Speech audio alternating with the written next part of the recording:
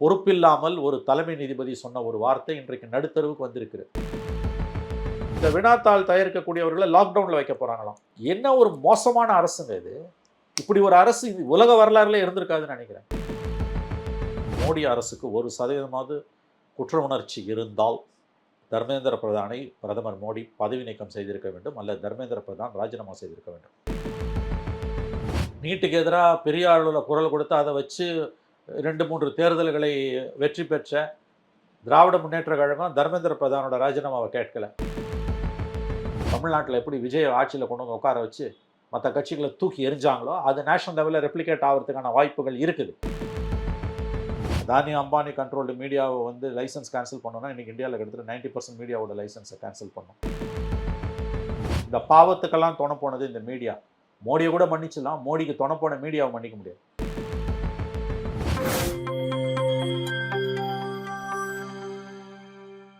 நியூஸ்பிக்ஸ் India நேயர்களுக்கு வணக்கம். இன்றைய நேர்காணலில் நம்மோடு இணைந்திருக்கிறார் மூத்த பத்திரிகையாளர் திரு மணி அவர்கள். சார் வணக்கம். வணக்கம் சார். பொதுவாக நம்ம வீட்டில் கரப்பாம்பூச்சி வந்ததுனாலே அதை அடித்து தூக்கி போடணும் அப்படின்ற மனநிலை தான் எல்லாருக்கும் இருக்கும். ஆனால் அதே கரப்பாம்பூச்சி அப்படிங்கிற பேரை வச்சு இன்னைக்கு இந்தியா மத்தியில் ஜென்சிக்களை கவரக்கூடிய ஒரு இயக்கமாக அது வந்து உருவாகி இருக்கு அப்படின்றத நம்ம பார்க்குறோம். ஒரு போராட்டம் நடத்துகிறாங்க. பாரதிய ஜனதா கட்சியை காட்டிலும் அதிகப்படியான ஃபாலோவர்ஸ் அந்த கட்சிக்கு மிக குறுகிய காலகட்டத்தில் வந்துட்டதாகவும் சொல்லப்படுது. இந்த காக்ரோச் ஜனதா பார்ட்டியை நீங்கள் எப்படி பார்க்குறீங்க சார்? இந்திய தலைமை நீதிபதி செய்த தவிர்த்திருக்க வேண்டிய ஒரு வார்த்தை, அவர் தேவையில்லாமல் விட்ட ஒரு வார்த்தை இந்த இயக்கத்திற்கு ஒரு தூண்டுகோலாக அமைந்தது. அப்படி அவர் சொல்லியிருக்காவிட்டாலும் வேறு ரூபத்தில் இது வெளியில் வந்திருக்கும். ஒரு வழக்கை விசாரிக்கும் பொழுது அவர் தேவையில்லாமல் வேலை இல்லாதவர்கள் நாட்டில் நிறைய பேர் இருக்கிறார்கள், வேலைக்கு அமர்த்த முடியாதவர்கள், கற்பாம்பூச்சிகளைப் போல அவர்கள் சமூக செயற்பாட்டாளர்கள் என்றும் சோஷியல் மீடியா ஆக்டிவிஸ்ட் என்றும் பல ரூபங்களை எடுத்து வந்து கொண்டிருக்கிறார்கள்னு சொன்னார். வேலையில்லாத கோடானு கோடி இளைஞர்கள் வேலை இல்லாமல் இருக்கக்கூடிய ஒரு தேசத்தில் இப்படிப்பட்ட வார்த்தையை இந்தியாவின் தலைமை நீதிபதி, சாமானிய இந்தியனின் கடைசி நம்பிக்கையாக இருக்கக்கூடிய நீதித்துறையின் தலைவர் இப்படி சொன்னது கோடானு கோடி இந்தியர்களை புண்படுத்தியது, குறிப்பாக இளைஞர்களை. அதில் உருவானது தான் அவர் கரப்பாம்பூச்சி என்று சொன்னதை வைத்துக்கொண்டு காக்ரோச் ஜனதா பார்ட்டி என்ற ஒன்றை அபிஜித் தீப்கே அவர் பேர் இல்லையா, அவர் வந்து தொடங்குறாரு. அவர் அமெரிக்காவில் பயின்று கொண்டிருக்கிறவர், படிக்கிறார். ஆமாம், பாஸ்டன் யூனிவர்சிட்டியில் லா படித்து கொண்டிருக்கக்கூடியவர்.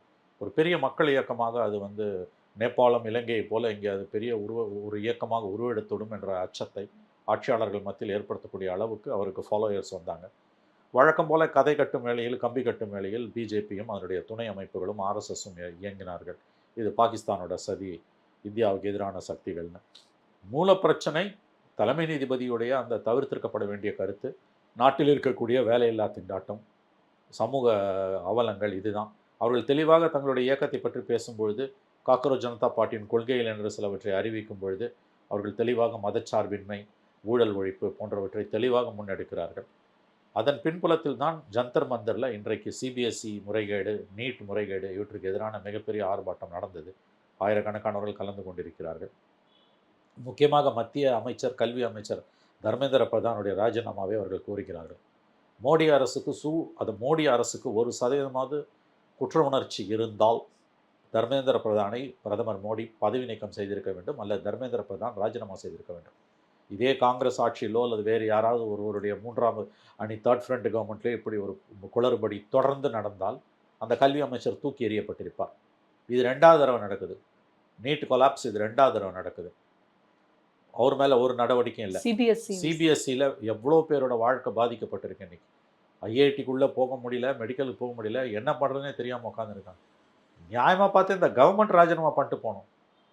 சுயமரியாதை உள்ள ஒரு கவர்மெண்ட்டாக இருந்ததுன்னா, குற்றுணர்ச்சி உள்ள கவர்மெண்ட்டாக இருந்ததுன்னா, குறைஞ்சபட்ச நியாய தர்மம் உள்ள கவர்மெண்ட்டாக இருந்ததுன்னா இந்த கவர்மெண்ட் ராஜினாமா பண்ணிட்டு போகணும். அதை இவரிடம் எதிர்பார்க்க முடியாது.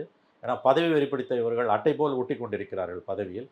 அப்போ குறைஞ்சபட்சம் கல்வி அமைச்சர் ராஜினாமா பண்ணணுன்றது ஒரு மினிமம் கர்டசி, குறைந்தபட்ச பொறுப்பேற்றுக் கொள்ளுதல், கமிட்மெண்ட். இதை பிரதான எதிர்க்கட்சிகள் முன்னிறுத்தி நாடு முழுவதும் ஆர்ப்பாட்டங்களை நடத்தியிருக்கணும். காங்கிரஸ், திராவிட முன்னேற்ற கழகம், இடதுசாரிகள், சமாஜ்வாதி பார்ட்டி, அகிலேஷ் யாதவுடைய கட்சி, அதன் பிறகு வந்து பீகாரில் இருக்கக்கூடிய லாலுவோட கட்சி, மம்தா பானர்ஜி, இந்த மாதிரி நாடு முழுவதும் இருக்கக்கூடிய அனைத்து இந்தியா கூட்டணியில் இருக்க கட்சிகளும் நாடு முழுவதும் இந்தியாவை குலுங்க வைக்கக்கூடிய அளவுக்கு ஆர்ப்பாட்டங்களை தர்மேந்திர பிரதானே வெளியேறு, பதவியை விட்டு வெளியேறி ராஜினாமா செய், ராஜினாமா செய், தர்மேந்திர பிரதானே ராஜினாமா செய் என்ற கோரிக்கையை வைத்து நாடு முழுவதும் மிகப்பெரிய ஆர்ப்பாட்டங்களை, போராட்டங்களை ஸ்தம்பிக்க வைக்கக்கூடிய அளவுக்கு இந்த எதிர்க்கட்சிகள் செய்திருக்க வேண்டும். வெறும் லிப் சர்வீஸில் அது கூட எல்லாரும் கேட்கல. தர்மேந்திர பிரதானோட ராஜினாமாவை திமுக கேட்கல. நீட்டுக்கு எதிராக பெரிய அளவில் குரல் கொடுத்து அதை வச்சு 2-3 தேர்தல்களை வெற்றி பெற்ற திராவிட முன்னேற்ற கழகம் தர்மேந்திர பிரதானோட ராஜினாமாவை கேட்கல. பெரிய அளவில் மற்ற கட்சிகளும் அதை கலப்பல. அப்போ புதுசாக ஒருத்தர் வரும்போது லட்சக்கணக்கான இளைஞர்கள் அவங்க பின்னால் அணி திரளுகிறார்கள். ஆகவே இது ரொம்ப முக்கியமான ஒரு காலகட்டத்தில் நாம் வாழ்ந்து கொண்டிருக்கிறோம். முன்பெல்லாம் ஆளும் கட்சி தவறு செய்தால் எதிர்க்கட்சிக்கு வாக்களிப்பார்கள், எதிர்க்கட்சி ஆட்சிக்கு வரும், கொஞ்சம் ரிலீஃப் கிடைக்கும். இப்போ ஆளுங்கட்சியும் எதிர்க்கட்சியும் கரங்கோர்த்து கொண்டு மறைமுகமாக மக்களை சுரண்டி தின்று கொண்டிருக்கிறார்கள். அது மத்திய அளவிலும் மாநில அளவிலையும்.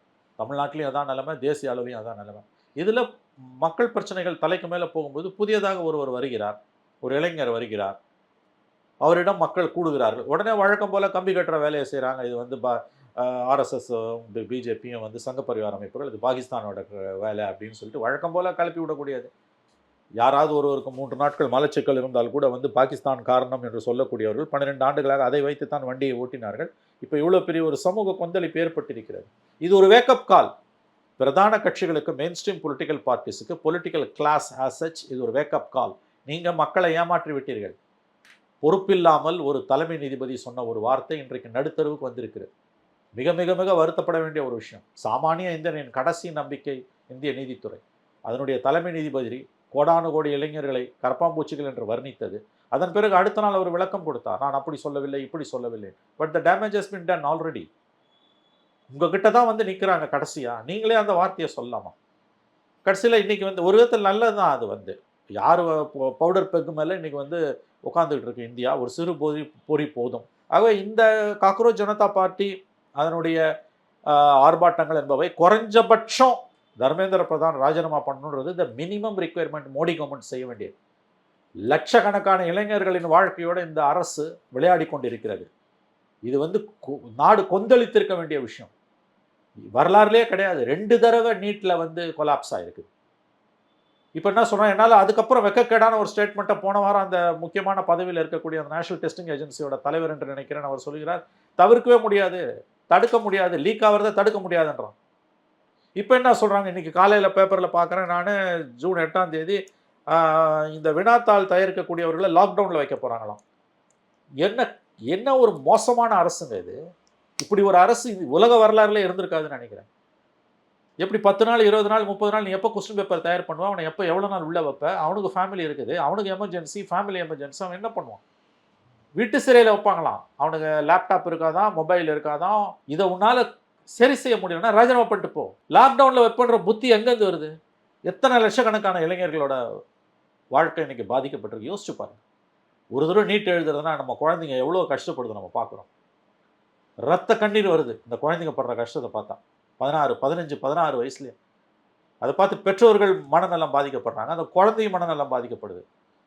15, 16 வயசில் கஷ்டப்பட்டு ஒரு தடவை எழுதுனா, ரொம்ப கூலாக பேப்பர் லீக் ஆகிடுச்சு, நான் ரத்து பண்ணுறேன், இன்னொரு நாள் வையின்னா. இதில் எக்ஸிஸ்டிங் பொலிட்டிக்கல் பார்ட்டிஸ் இந்த கோபத்தை வெளிப்படுத்துறதுல தவறிட்டாங்க. அவங்களுக்கு இது முக்கியம் தோணலையா சார்? முக்கியம்லாம் தோணுதுங்க, ஒன்றும் பண்ண முடியல. ஒன்று தே ஆர் கரப்ட், ரெண்டாவது வந்து மோடி அரசுக்கு எதிராக அக்ரெசிவாக with imagination political fight, political onslaught அதை நடத்துறதுக்கு வந்து கவுண்டர் அட்டாக் பண்ணுறதுக்கு அவங்களால முடியல. ஒன்று கரப்டு, ரெண்டாவது வந்து மோடி இவங்களை விட தில்லலங்கடியாக இருக்கார். So in either way they are defeated, they are down and under.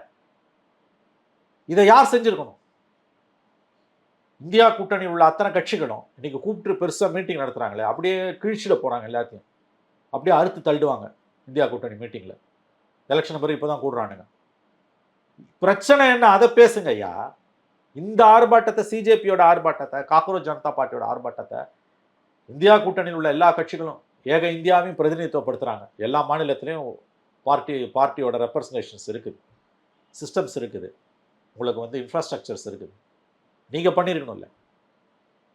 புதுசாக ஒருத்தன் பண்ணும்போது அவன் பின்னால் லட்சக்கணக்கானவங்க போய் திரள்றாங்க.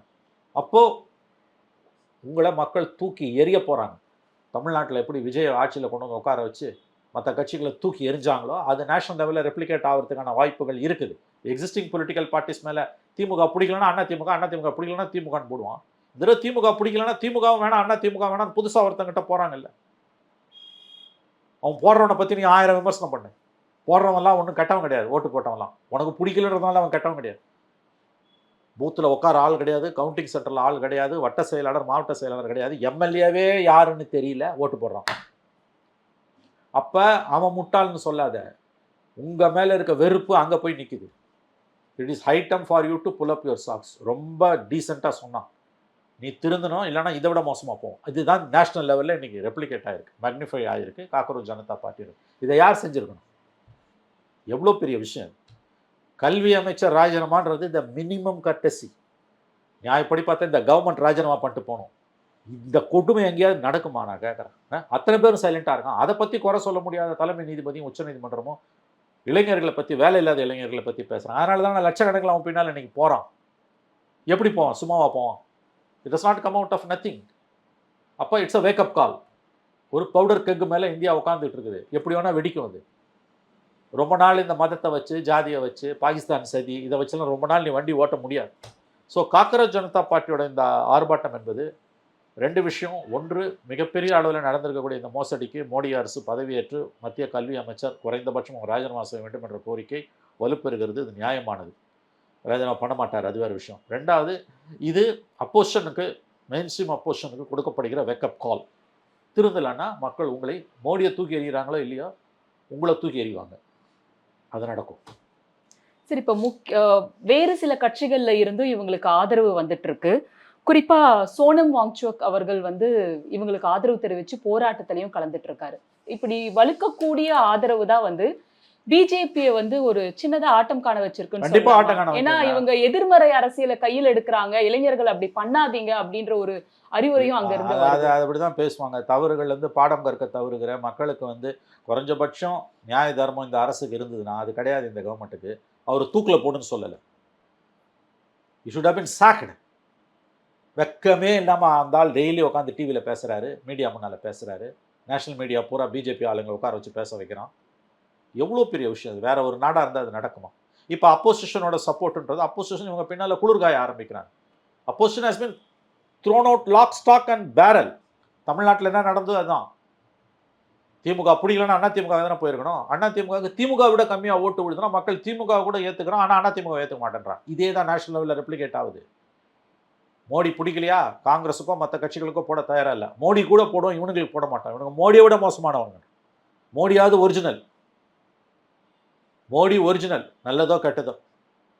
இவனுக்கு மோடி எதிர்க்கிறன்ற பேரில் 3 எலெக்ஷனாக இன்னும் கீழே கீழே போயிட்டு இருக்காங்க. இதை இவனுங்க எல்லாம் எடுத்துருக்கணும். இந்தியா கூட்டணியில் உள்ள இந்த கட்சிகள் தானே எடுத்துருக்கணும். 23 கட்சிகள் நீ கூடி என்ன பேச போகிறேன் நான் கேட்குறேன். அப்படியே அடுத்து தள்ளுவீங்க பேசி. எவ்வளோ பெரிய பிரச்சனை நடந்துகிட்டு இருக்கு நாட்டில். முகமே தெரியாத ஒருத்தன், ஒரு 30 வயது இளைஞன், அவன் எடுக்கிற முயற்சிக்கு இன்னைக்கு லட்சக்கணக்கானவங்க அணி திரள்றாங்கன்னா அப்போ அந்த கொதிப்பு எவ்வளோ தூரம் மக்களுக்கு இருக்குது. அதை வடிகால நீ தானே இருக்கணும். அப்போ இது எவ்வளோ பெரிய தோல்வி, சிஸ்டத்தோட தோல்வி இது. இது ஒரு வேக்கப் கால். அதை தான் நான் சொல்கிறேன். இது இவங்களும் தோற்று போகிறாங்கன்னா full fledged chaos, complete chaos. அப்போ தான் உங்களுக்கு சிவில் வார் மாதிரியான சுச்சுவேஷன் டெவலப் ஆகும். அது வரக்கூடாது, வராது என்று நம்புவோம். ஆனால் ஏதாவது ஒரு வடிகால் இருக்கணும்ல. கடைசி நம்பிக்கையாக இருக்க உச்சநீதிமன்றத்துக்கு போனால் காக்ரோச்னு அவங்க சொல்கிறாங்கன்னா அப்புறம் இது என்ன நாடா சுடுகாடா அவங்களுக்கு? அதோட விளைவு தானே இன்றைக்கி இங்கே வருது. அது ஏதோ ஒரு விதத்தில் உள்ள உறுத்துறதால தான் அடுத்த நாள் தலைமை நீதிபதி தான் பேசுனதை மாற்றி பேசுகிறார். இந்த லண்டனில் போய் அவர் பேசும்போது அவருக்கு எதிராக குரல் எழுப்புறாங்க மாணவர்கள். அதனை எதிர்கொண்டு தான் ஆகணும். இந்திய தூதரகம் அது கண்டிக்குது. எப்படி நீ கண்டிப்ப அதை? குரல் எழுப்புறதுக்கு நீங்கள் ஒரு லெக்சர் கொடுக்க போகிறீங்கன்னா எதிர்வினையும் வரதான் செய்யும். நீங்கள் பதில் சொல்லணும் கேள்விகளுக்கு. அப்போ இது ஒட்டுமொத்த இந்தியாவின் சிவில் சமூகத்தோட பிரச்சனை. இது கொந்தளிப்பு. Systems are failing, systems are crumbling. அதனால இதை ஒரு வேக்கப் காலாக இந்த கட்சிகள், எதிர்கட்சிகள், என்னை பொறுத்த வரைக்கும் சிஜேபி, காக்ரோச் ஜனதா பார்ட்டியோட இந்த ஆர்ப்பாட்டம் என்பது it's a more than the government, it's a warning to the opposition. புரிஞ்சுக்கிட்டாங்கன்னா அவங்களுக்கு நல்லது, இல்லைன்னா எல்லாருக்கும் கெட்டது. சார், 2011 அண்ணா ஹசாரே அவர்கள் தொடங்கின அந்த கரப்ஷனுக்கு எதிரான ஒரு மூவ்மெண்ட்டுக்கும் இதுக்கும் நீங்க ஒற்றுமைகள் பாக்குறீங்களா அப்படி நான் பார்க்கல. அது முழுக்க முழுக்க ஆர்எஸ்எஸ் இன்ஜினியர்டு. அப்போ காங்கிரஸ்ல வந்து ஊழல் தலைவிரிச்சு ஆடிச்சு. ஊழல் வெளிப்படையா நடந்தது. 2G ஊழல், காமன்வெல்த் ஊழல், ஆதர்ஷ் ஊழல், நிலக்கரி ஊழல் எல்லாமே. அப்போ RSS engineered anti corruption movement அது. இது அப்படி கிடையாது. இது தன்னெழுச்சியான இளைஞர்கள். இவர்கள் ஆர்எஸ்எஸ் கிடையாது. இன்ஃபேக்ட் ஆர்எஸ்எஸ் பிஜேபியோட முகம் இன்னைக்கு தோல் உறிஞ்சு நிற்குது. இது பிஜேபிக்கு மிகப்பெரிய நெருக்கடியை உண்டாக்குது. அதனால தான் வந்து நீங்கள் வந்து கான்ட்ரேரியனா இருக்காதீங்க அப்படின்னு அவங்க ஏன் புலம்புறாங்க. 14 வருஷம் நீ 12 வருஷம் ஆண்டு என்னத்தை கீழ்ச்சிங்க. அந்த கவர்மெண்ட்ல கூட நேரடியாக இளைஞர்கள் படிக்கிற மாணவர்கள் மாணவிகளோட வாழ்க்கை பாதிக்கப்படலையே. Overall corruption. இன்னைக்கு மட்டும் கரப்ஷன் ஒழிஞ்சிச்சா நான் கேட்குறேன். அதை விட அதிகமான கரப்ஷன், ப்ரூட்டல் கரப்ஷன் இன்னைக்கு வரலாறுலே இல்லாத கரப்ஷன் நடக்குது. ஹியூமன் ஹிஸ்டரியில் இல்லாத கரப்ஷன் மோடி கவர்மெண்ட்ல நடந்துகிட்டு இருக்குது. இது அதை விட 10 மடங்கு இல்லை, பல மடங்கு மோசமான சுச்சுவேஷன் இன்னைக்கு இருக்குது. டைரக்டா யூத், அவர் இந்தியாஸ் யூத், நம்முடைய இளைஞர்கள், நம்முடைய எதிர்காலம் மிகப்பெரிய அளவில் பாதிக்கப்பட்டிருக்கு. ஆகவே அதோட இதை ஒப்பிடவே முடியாது. அந்த ஒப்பீடு மிகவும் தவறு. சரி, இவங்க சிஜேபி கொடுத்த மேனிஃபெஸ்டோல ஒரு விஷயம் என்ன சொல்றாங்கன்னா, அம்பானி, அதானி இவங்க ரன் பண்ற மீடியா ஆர்கனைசேஷன்ஸோட லைசன்சஸை கேன்சல் பண்ணணும் அப்படிங்கிறாங்க. அதுக்கப்புறமா இந்த மீடியா ஆங்கர்ஸோட பேங்க் அக்கௌண்ட்டை செக் பண்ணி கண்காணிக்கணும், இன்வெஸ்டிகேட் பண்ணணும் அப்படிங்கறது ஒரு விஷயமா சொல்றாங்க. நான் இதை பரிபூர்ணமாக ஏற்றுக்கொள்கிறேன். மனப்பூர்வமாக இதை நான் ஏற்றுக்கொள்கிறேன். இந்த லைசன்ஸ் கேன்சலிங்கிறது வந்து இட்ஸ் அ லவுட் திங்கிங். அதை வந்து ஏற்றுக்கொள்கிறேன் என்றால் உடனே நாளைக்கே போய் கேன்சல் பண்ணணும் அப்படி நான் சொல்லலை. People should aware of Ambani Adani controlled media ஒன்று. ரெண்டாவது, இந்த ஆங்கர்ஸ், ரொம்ப ஷவுட்டிங் ஆங்கர்ஸ் இருக்காங்க இல்லையா, இவங்களோட பாஸ்ட் 10 இயர்ஸ் இவங்களோட வெல்த்தை பற்றின இவங்க வந்து ஒரு பப்ளிக் மத்தியில் இவங்க ஒரு டாக்குமெண்ட்டை ப்ரொடியூஸ் பண்ணணும் நிச்சயமாக. ஏன்னு கேட்டிங்கன்னா, இது வழக்கமாக நம்ம செய்யக்கூடாது. இது வந்து ப்ரைவசி சம்மந்தப்பட்டது. அவங்க since they are not government employees, லீகலாக இதை நம்ம அவங்கள வந்து பைண்டிங் பண்ணாது. இது வந்து we cannot compel them to do it by way of a legal procedure. அதுக்கு வாய்ப்பு இல்லை. பட் இந்த moral, from a moral point of turpitude, moral turpitude, ஒரு மாரல் ஆங்கிளில் இதை பார்த்தீங்கன்னா ரொம்ப ரொம்ப ரொம்ப ரொம்ப ரொம்ப ரொம்ப நாவல் ஐடியா இது.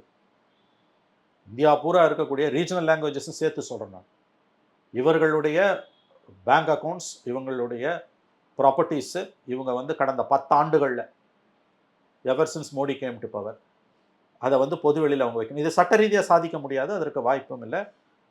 தார்மீக முறையில் வந்து ஒரு தனி மனிதனோட இன்கம் டேக்ஸ் ரிட்டர்ன்ஸை கேட்குற உரிமை நமக்கு கிடையாது. பட் இவர்கள் மிகப்பெரிய அளவில் இந்த அயோக்கியத்தனத்துக்கு துணை போனதால் இது ஏன் வருதுன்னா, இந்த பாவத்துக்கெல்லாம் துணை போனது இந்த மீடியா.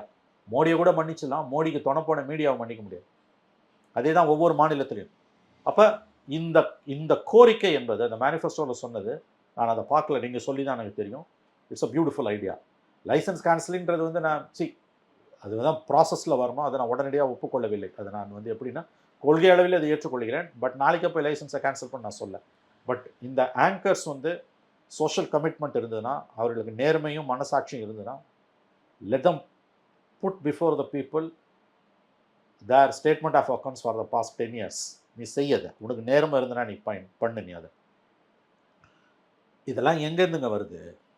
அகைன் இந்த கோரிக்கை, இந்த நாவல் ஐடியா எங்கேருந்து வருது? இன்னைக்கு வந்து இந்தியாவில் இந்த 12 வருஷமாக நடந்த பாவங்களில் நடந்துகிட்டு இருக்க கொடுமைகளில் ஆட்சியாளர்களை மன்னிச்சிடலாம், அதிகாரிகளை மன்னிச்சிடலாம், நீதிபதிகளை கூட மன்னிச்சிடலாம். ஒருத்தரை மட்டும் மன்னிக்க முடியாது, மீடியா. டிஎன் சேஷன் 1996 30 வருஷத்துக்கு முன்னால் தொடர்ந்து அவர் மக்கள் மத்தியில் பேசும்போது ஒரு பாயிண்ட் சொல்வார். அப்பான நாடு இவ்வளோ மோசமாக இல்லை, அதையே அவர் பேசுவார். சுதந்திர இந்தியாவில் நடந்த எல்லா கொடுமைகளுக்கும் 50 வருஷம் ஆகப்போகுது நாடு விடுதலை அடைஞ்சு. கரெக்டாக அது ஒரு வருஷத்துக்கு முன்னால் அவர் பேசினார். 97 50th anniversary, 96 சொன்னார். இந்தியாவில் ஏற்பட்ட எல்லா கொடுமைகளுக்குமான இந்த பொறுப்பு அப்படின்னும் பொழுது நம்ம வந்து ஆட்சியாளர்களை மன்னிச்சிடலாம், அதிகாரிகளை மன்னிச்சிடலாம், நீதித்துறையை மன்னிச்சிடலாம், ஒருத்தரை மட்டும் மன்னிக்க முடியாது. யாருன்னா மீடியான்னா. அது இன்னைக்கு 100% பொருந்தும். சர்வாதிகார நாடுகளில் கூட மீடியா வந்து முதுகெலும்போடு எழுந்துன்னு இருக்குது. உதாரணத்துக்கு இலங்கையில் ஒயிட் வேனுன்னு வந்து அழின்னு போடுவான் திடீர்னு, எங்கே போனால் எங்கே இருக்கான்னு தெரியாது. உறுதியாக நின்னது மீடியா.